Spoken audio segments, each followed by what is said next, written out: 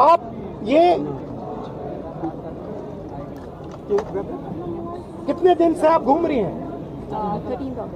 13 अगस्त से इनको एक पुलिस स्टेशन से दूसरे पुलिस स्टेशन में भेजा जा रहा है। आज सुबह हम एक पुलिस स्टेशन गए, हमें बताया गया कि यहाँ नहीं हो सकता, आप दूसरे पुलिस स्टेशन में जाइए। हमें वहाँ से यहाँ भेजा। थोड़ा अपना एक्सपीरियंस बताइए। 14 अगस्त को we went to the police station Connaught Place. They said कि ये जंतर मंतर के सारे केसेस संसद मार्ग आए हैं, हम इधर भी आए कोऑपरेट करने के लिए। उन्होंने कहा कि place of incident Connaught place area है, तो आप कनॉट प्लेस जाइए। हम फिर से कोऑपरेट करने के लिए वहाँ गए। वहाँ वो इनिशियली टेकअप कर रहे थे। The moment they read the complaint, उन्होंने वापस कर दिया और बिठाया रखा काफी देर कि एसएचओ साहब आ रहे हैं, एसएचओ साहब आ रहे हैं। एसएचओ साहब ने मुझसे पर्सनली फोन पे बात किया कि मैडम हम नहीं लेंगे, आप डीसीपी क्राइम ब्रांच आरकेपुरम जाइए, हम नहीं ले सकते, सॉरी। और उसके मेरे उनके साथ, और जब आपने उनसे कहा तो फिर उन्होंने इनसे कहा कि नहीं, ऊपर से ऑर्डर आया है। और हमने ये भी कहा कि आप मेरी कंप्लेंट दर्ज कीजिए, मेरी डीडी नंबर दे दीजिए, आप कनेक्ट कर दीजिए जो भी एफआईआर है जो ऑलरेडी रजिस्टर्ड है डीसीपी क्राइम ब्रांच के पास। नहीं, आप वहाँ जाइए। हम 7 बजे पूरा दिन लगाने के बाद 7 बजे डीसीपी क्राइम ब्रांच गए। वहाँ एसीपी उमेश भारद्वाज से भी मिले। उन्होंने कहा यहाँ डायरेक्टली कंप्लेंट नहीं आती। आई सेड सर, मैं भी यही समझा रही थी, directly complaint goes to the police station. एक आम आदमी तो पुलिस स्टेशन जाएगा कंप्लेंट दर्ज कराने के लिए। So you are closing the first door of remedy to him which is the police station. So उसकी कंप्लेंट तक दर्ज नहीं हो रही है। एफआईआर तो अभी तक नहीं। अब कंप्लेंट एलओपी के आने के बाद कंप्लेंट पे बस ठप्पा लगा, रिसीविंग मिला है। एफआईआर अभी भी दर्ज नहीं हो रही है। There is a clear offence that has happened. We have an MLC copy of Lady Hardinge which says punctured wounds and oozing blood oozing out। ये एमएलसी मैंने नहीं बनाई है, लेडी हार्डिंग ने बनाई है। This says that there are punctured wounds। दिखाइए। I'll read it out.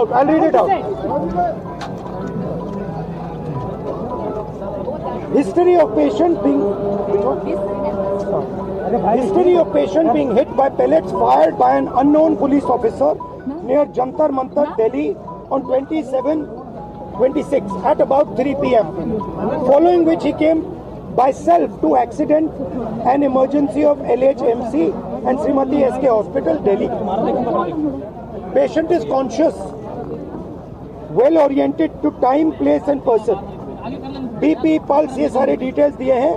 और यहाँ लिखा है multiple puncture wounds of size varying from 0.5 cm to 0.8 cm present over the right side of the face, chest, right upper limb and right side of neck. The margins of the wounds are clean, surrounded by contusion and fresh blood is oozing from the wound. This is Lady Harding. ये है छर्रे, ये इन्होंने अपने शरीर से निकाले हैं। इनकी आंख में 3 है, दिखाइए। इनकी आंख से इनको नहीं दिखने वाला है, इनको अंधा कर दिया गया है। हम सिर्फ एफआईआर मांग रहे और कुछ नहीं मांग रहे। डीटीआर, एफआईआर और आयोग की रिपोर्ट। ज्योति जी, आप थोड़ा बताइए इनको आपका एक्सपीरियंस। आइए, ये इनकी मदर है ज्योति जी, इनका सुनिए जरा। पीछे कर लो यार, पूरा फ्रेम में आ रहा है। 14 अगस्त को उन्होंने बोला यहाँ पे कुछ नहीं होगा, वहाँ पे जाइए जो उसके पास ही जो दूसरा थाना है। फिर वहाँ पे गए तो उन्होंने बोला ये तो वहीं होगा।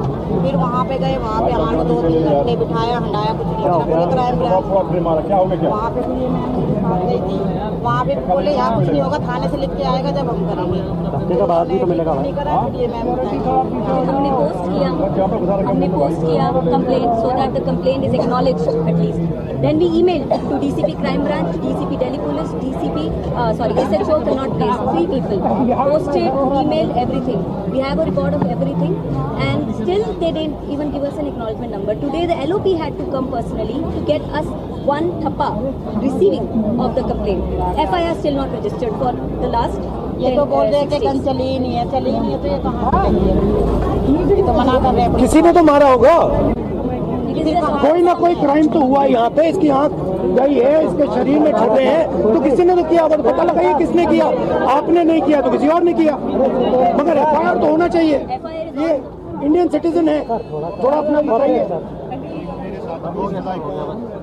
हुआ था 20 जुलाई की जंतर मंतर कर्नाटक प्लेस के पास मेरे ऊपर पैलेट गन से हमला हुआ, जिसके बाद मैं लेडी आरडी में एडमिट हो गया। उसके बाद मेरे को एम्स रेफर कर दिया गया और एम्स में मेरी 2 सर्जरी हुई आँख की, लेकिन 2 सर्जरी के बाद भी मुझे कुछ दिखाई नहीं दे रहा। और अब मैं बेड से उठा तो 14 अगस्त को मैंने अपने हाथों से 7 पेजों की कंप्लेंट लिख के मेरे एडवोकेट और मेरी मम्मी को दी, जो आए और उनके बाद इन्होंने अपना एक्सपीरियंस बताया कि ये जब से FIR रजिस्टर नहीं कर रहे, और आज भी उन्होंने बस रिसीव की वो दिया कि FIR रजिस्टर नहीं कर रहे।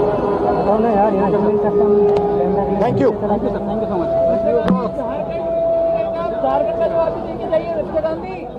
तो देखा आपने, मीडिया के सामने बात अपनी राहुल गांधी रख रहे थे और उनका यह कहना है कि अगर किसी को चोट लगी है तो उसके लिए कोई भी जिम्मेदार हो, FIR यहां पर पुलिस को लिखनी चाहिए। लेकिन दूसरी तरफ बीजेपी यहां पर कह रही है कि ये जनगण मन के मुद्दे से ध्यान भटकाने के लिए कांग्रेस ऐसा कर रही है। कांग्रेस फंस गई है उस मुद्दे पर, इसलिए राहुल गांधी जो है वो यहाँ पर ये मुद्दा इस तरह से उठा रहे हैं। सुप्रीम कोर्ट ने जांच कमेटी बना दी है, नियमों का सम्मान राहुल गांधी नहीं करते हैं, ये बीजेपी का यहाँ पर कहना है। तो बीजेपी अपना तर्क यहाँ पर दे रही है और वंदे मातरम से ध्यान भटकाने की कोशिश को बता रही है, और दूसरी तरफ राहुल गांधी यहाँ पर FIR की बात कह रहे हैं। आप जरा देखिए बीजेपी का क्या कहना है। कि राहुल गांधी विपक्ष के नेता हैं और अब सिर्फ लोकतांत्रिक राजनीति नहीं, अराजकता की राजनीति करते हैं।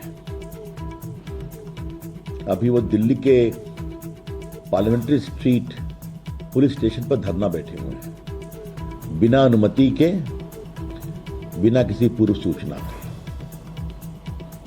कभी प्रधानमंत्री के घर के सामने बैठ जाते हैं और अभी फिर यहां बैठ गए हैं।